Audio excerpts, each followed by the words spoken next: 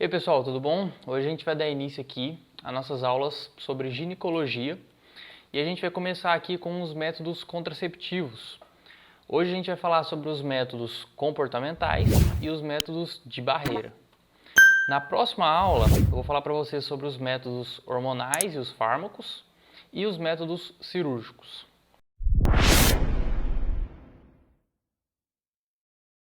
Antes de começar a falar sobre os métodos, é importante a gente falar sobre o índice, que é o índice de Pearl. O que é esse índice? Esse índice ele procura medir qual que é a eficácia dos métodos. Então, por exemplo, se eu tenho 100 mulheres que usaram, por exemplo, a camisinha como método contraceptivo e dessas mulheres, 50% delas elas engravidaram, quer dizer que esse índice ele tem uma recorrência de 50 em 100. Então é dessa forma que a gente aplica essa fórmula para saber qual é a eficácia desse método e é esse índice que vai definir essa eficácia. E para considerar que o método é realmente eficaz, a gente precisa que esse índice seja abaixo de 1. Então a gente vai comentar sobre esse índice no decorrer aqui que a gente for falando sobre cada tipo de método. Então começando aqui com os métodos comportamentais, a gente vai reparar o seguinte: os métodos comportamentais, eles dizem sobre o comportamento que a pessoa vai exercer para tentar conter a gravidez. Então, exercer uma abstinência sexual periódica. O que é isso? Ela vai se abster de relações sexuais naqueles períodos em que ela acha que tem propensão dela engravidar. E para isso existem vários métodos.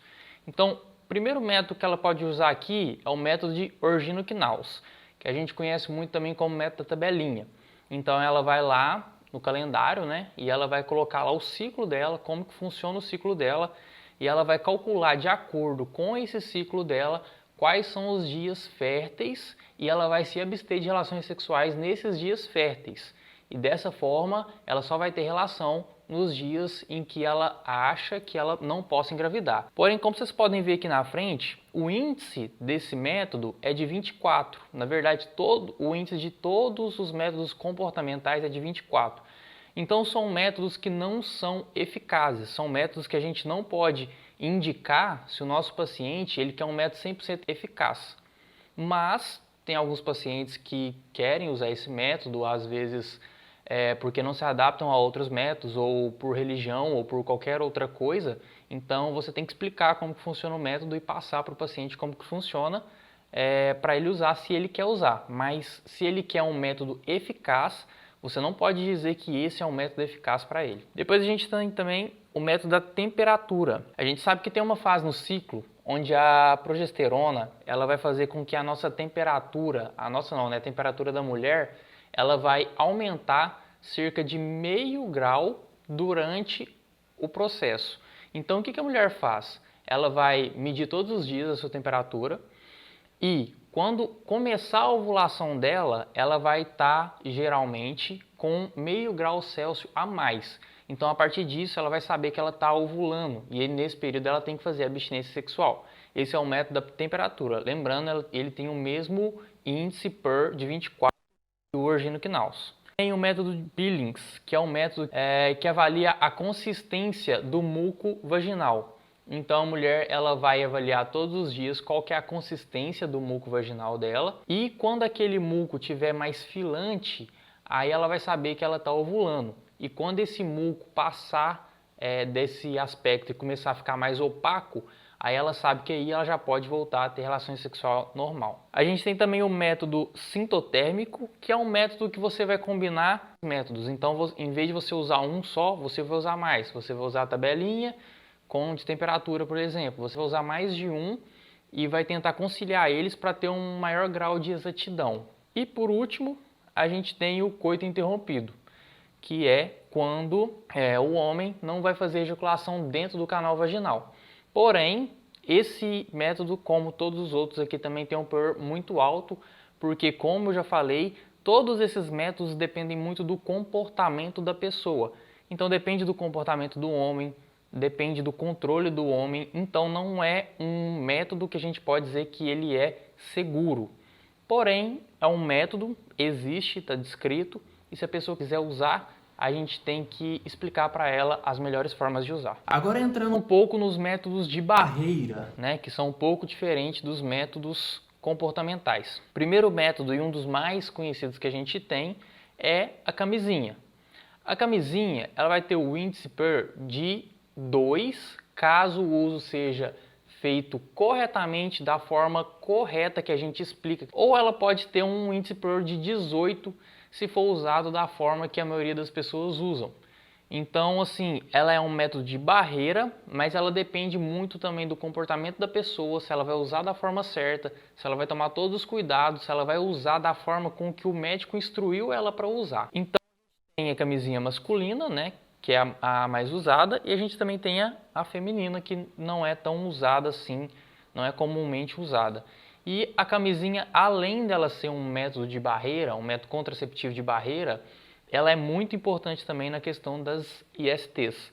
Então, ela é muito indicada porque, além dela cumprir essa função, ela também protege das ISTs, que é uma coisa muito importante que a gente tem que levar em consideração. Depois da camisinha, a gente tem o espermicida, né? O espermicida, ele tem o PER de 18 até 28.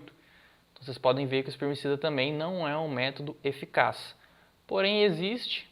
Poucas pessoas usam, mas existe e está descrito na literatura. Se a pessoa quiser usar, você tem que informar a melhor forma de estar usando.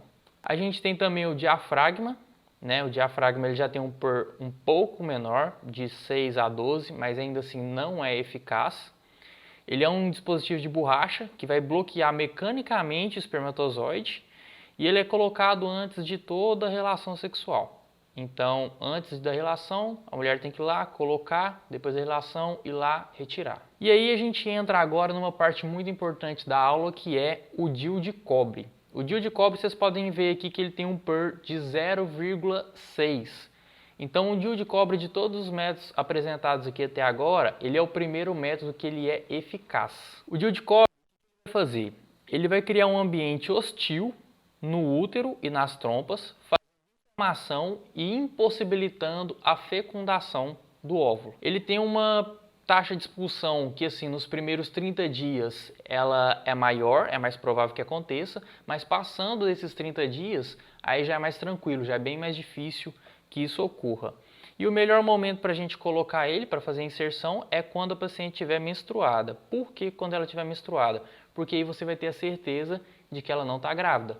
Porque uma das formas que você não pode colocar, né, uma das contraindicações mais importantes é que a paciente não esteja grávida. Ele tem alguns efeitos adversos, né? Ele pode provocar sangramento excessivo, dismenorreia e actinomicoses. E aí a gente entra dentro das contraindicações dele, né? Então, tem grávidas, né, que a gente já falou.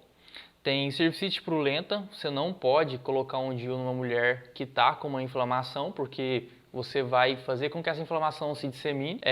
DIP, a mulher que já está com a DIP propriamente dita, no último mês, ou que teve DIP 2 vezes no último ano. Tuberculose, sangramento de causa desconhecida, porque pode fazer com que a mulher sangre mais ainda, então se ela já tem um sangramento, você não pode indicar isso para ela. Câncer de colo ou de endométrio ou ovário, alteração anatômica do útero, sangramento excessivo, porque já provoca sangramento, dismenorreia, discrasias sanguíneas, trombocitopenia, AIDS com SIDA e doença de Wilson, que é uma doença que está associada à dificuldade do metabolismo do cobre. Então, como é um DIU de cobre, você vai colocar mais cobre em uma pessoa que já tem uma dificuldade de metabolismo do cobre. Então, todas essas são contraindicações. Pacientes muito novas querem colocar e muitos médicos não recomendam que elas coloquem porque elas são muito novas, às vezes não tiveram nenhuma gestação e os médicos acabam não indicando por essa questão. Sim, eles não estão errados, a gente tem que alertar a paciente, né, dessas questões e para colocar ela para pensar um pouco sobre isso. Porém, você não pode impedir que ela coloque. Se ela não tiver nenhuma das contraindicações que a gente acabou de citar aqui agora, ela pode sim colocar. Não se faz antibiótico terapia para o DIU.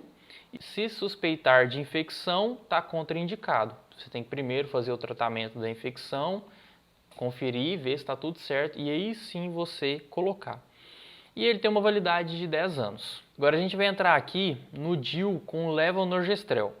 Vocês podem ver aqui que o índice PER dele é de 0,2. Então ele também é um método eficaz que a gente pode indicar se o paciente procurar um método eficaz. Então ele vai ter liberação de progesterona, alteração do muco cervical e alteração endometrial. É assim que ele vai fazer com que não ocorra a fecundação. A finalidade é de deixar a mulher em amenorreia. Então, 20% das mulheres costumam entrar em amenorreia em 1 ano e 50% entre a amenorreia de 2 a 5 anos. O DIU com levonorgestrel ele vai ter as mesmas contraindicações do DIU de cobre, exceto o excesso de sangrado, a dismenorreia, a doença de Wilson e as discrasias. E ele também vai acrescentar aqui câncer de mama, cirrose grave e lúpus. Por quê? Porque ele é um tipo de DIU que tem hormônio. Então a gente não pode colocar hormônio em uma mulher que já está com câncer. E esse DIU aqui ele vai ter uma validade da metade do tempo, né? Uma validade de 5 anos. Então é isso que eu tinha para passar para vocês hoje. Espero que vocês tenham gostado. Se tiver gostado, deixa um like aí. Lembre de se inscrever no canal para mais aulas. Deixe aqui nos comentários aqui abaixo se vocês estão gostando, que tipo de patologia, que tipo de introdução, de qual matéria vocês querem ver, que eu vou estar trazendo para vocês. E mais para frente a gente vai estar dando continuidade com os outros métodos, os métodos farmacológicos e os métodos cirúrgicos.